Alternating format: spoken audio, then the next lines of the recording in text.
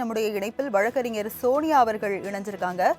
Madam வணக்கம். தற்போது பொள்ளாச்சி பாலியல் வழக்கில் 9 பேரும் குற்றவாளிகள் என்று பொள்ளாச்சியில் பாலியல் வழக்கில் 9 பேரும் குற்றவாளி என்று ஒரு தீர்ப்பு வழங்கப்பட்டிருக்கு. அரசு தரப்புல உச்சபட்ச தண்டனையா ஆயுள் தண்டனை கோரி இருக்காங்க.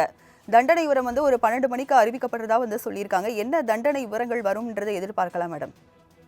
கண்டிப்பா இப்படிப்பட்ட குற்றம் சுமத்தப்பட்டவர்களுக்கும் குற்றம் செய்தவர்களுக்கும் ஆயுள் தண்டனை தான் வரவேற்கத்தக்கதாக நாங்கெல்லாம் ஒரு பெண்ணா நான் பார்க்கிறேன்.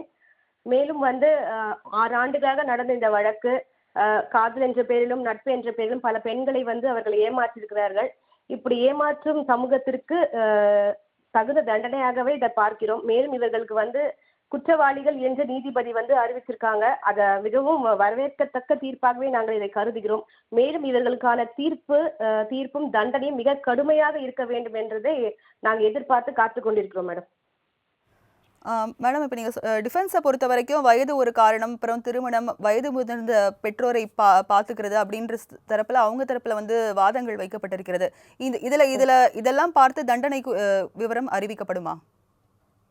கண்டிப்பா அப்படி பார்க்கப்பட்டாலுமே அதை மட்டும் கருத்தில் கொண்டு அவர்களோட தண்டனையை குறைப்பதில் எந்த விதமான நியாயமும் கிடையாது. ஏனென்றால் அவர்கள் செய்திருக்க குற்றம் அந்த மாதிரி நம்பிக்கையின் பேரிலும் ஒரு பல பெண்களை ஏமாற்றி இவர்களுக்கான தண்டனை குறைக்கப்பட்டால் எதிர்காலத்துல வர நிறைய பேருக்கு அதை பார்த்து நம்ம இந்த குற்றத்தை செய்தால் தண்டனைகள் எல்லாம் குறைவாக இருக்கும், இல்லை என்றால் தண்டனை தப்பித்து விடலாம் என்ற ஒரு எண்ணம் தோன்றும். எனவே இதிலிருந்து எந்த ஒரு குற்றவாளிகளும் எந்த ஒரு வகையிலுமே தப்பிக்கக்கூடாது என்பதை நான் என்னோட ஒரு கருத்தாகவே இங்க நான் பதிவு பண்றேன். அதாவது எந்த ஒரு கருணையும் காட்டக்கூடாது, எதன் அடிப்படையிலையுமே காட்டக்கூடாது. மேடம், இப்போ டிஃபென்ஸ் தரப்புல அப்பீல் பண்ணுறதுக்கான வாய்ப்பு இருக்கா? ஏன்னா ஆடியோ சாட்சி பாத்தீங்கன்னா இங்க வலுவா இருக்கிறதா பார்க்கப்படுது. இவங்களுக்கு அப்பீல் பண்ணா கூட அவங்களுக்கு என்ன மாதிரியான தீர்ப்பு வர வாய்ப்பு இருக்கு மேடம்? இப்போ ஒரு வழக்குல ஒரு தரப்பில் வெற்றி பெற்றவர்கள் தோல்வி அடைந்தவர்கள் அந்த தோல்விக்கான காரணங்களை பயன்படுத்தி கண்டிப்பா மேல்முறையீடு வழக்கு கண்டிப்பா போகலாம்.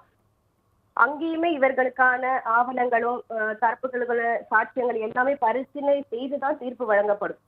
இந்த கீழே மகிழா நீதிமன்றம் கோயம்புத்தூர்லையும் அவர்கள் எல்லா விதமான ஆவணங்களையும் சாட்சிகளையும் பரிசீலனை செய்த பிறகுதான் நீதிபதி அவர்கள் தீர்ப்பை வழங்கியிருப்பாங்க.